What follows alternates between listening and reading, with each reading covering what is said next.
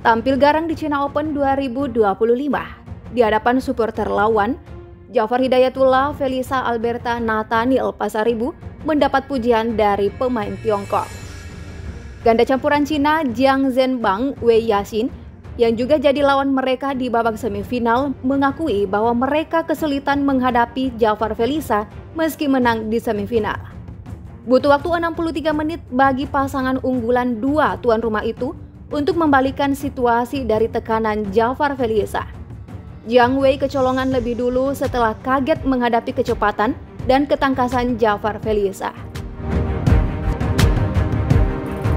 Bagi Jiang Wei yang sudah kenyang akan sengitnya persaingan ganda campuran, menemui Jafar yang masih 22 tahun, apalagi Felisa yang berusia 19 tahun, sungguh tidak disangka mereka akan sesulit itu memenangkan laga.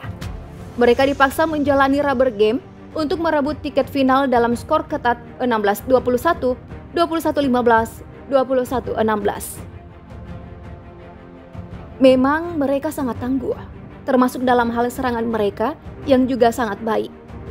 Mereka bermain sangat ulet hari ini, jadi kami mungkin harus mempelajari mereka untuk potensi pertemuan ke depannya.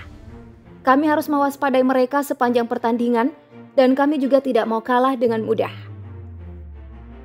Keberanian, kepercayaan diri, dan variasi serangan Jafar Felisa berhasil membuat Wei Yaxin harus putar otak di tiap poin.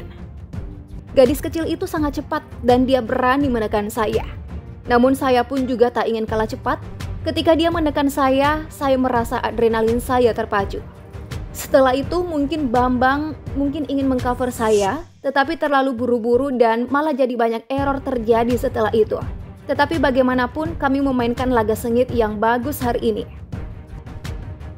Menariknya di game ketiga, Jafar Felisa masih tak menyerah dari tertinggal 6-11 sampai bisa mengejar 16-17. Mereka memberi kami banyak inspirasi, termasuk beberapa teknik dasar yang mereka miliki. Saya pikir di game ketiga juga cukup sengit. Ketika gadis kecil itu melangkah maju lagi, dia mengerahkan banyak tenaga. Jangan remehkan tenaga pemain muda ini, sensasi gerakannya sangat bagus. Sebelumnya, Jafar Felisa memberi kejutan dengan menyingkirkan unggulan Hong Kong Tang Chunman Se Yingxuet pada babak perempat final. Mereka mengulang pencapaian sektor ganda campuran Indonesia yang juga menembus semifinal pada ajang yang sama tahun lalu.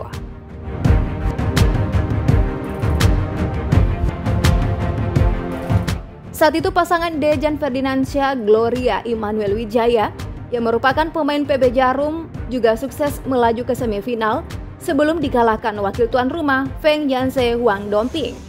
Kali ini, Jafar Felisa menunjukkan performa impresif saat menghadapi pasangan unggulan ketiga asal Hong Kong Tang Chunman Se Yingxuet.